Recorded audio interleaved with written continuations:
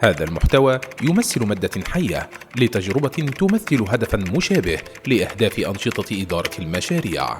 ليس بالضرورة أن تصادف نفس التجربة، إنما هي فائدة يمكن القياس عليها.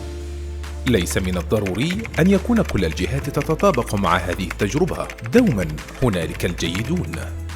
هذا المحتوى مقتبس من قصة واقعية. وجدت إعلان مقدم من مطعم معروف في إحدى المنصات، وشعرت بقيمة جيدة للعرض، فقررت التجربة. عرضهم به وجبة فطور لشخصين مقابل 65 درهما فقط. خططت أن أصطحب أهلي إلى المطعم في عطلة نهاية الأسبوع، ويا لها من خطة لمشروع حماسي. بالفعل ذهبت وطلبت العرض وانتظرت. كانت الطاولة فارغة، لا يوجد ماء، كما لا يوجد طبق مقبلات. تم إحضار وجبة الفطور، وكانت المفاجأة إنها لا تشبه الصورة التي رأيتها في الإعلان. لقد أحضروا لي طبق واحد فيه فطيرة بحجم بالكاد تكفي لشخص واحد، مع كوب من الماء وكوب شاي واحد.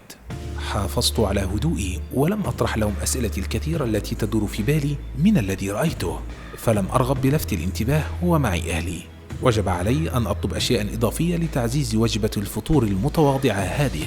طلبت قطعة فطيرة وزجاجة ماء وكوب شاي إضافي.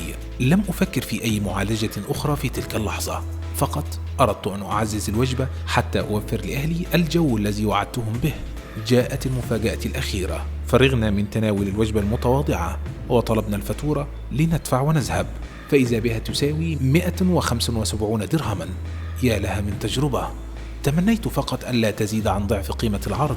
دفعت الفاتورة وأكملت يومي. مرت على تلك التجربة أكثر من عام، ولا أزال أذكرها. تلك كانت تجربة شخصية للصديق، نتمنى أن تحصلوا منها على بعض الفوائد. ما هو الشعور إذا مررتم بتجربة مماثلة؟ هل سمعتم أو مررتم بتجارب مشابهة في مشاريع البناء؟ إذن شاركونا بها لتعم الفائدة.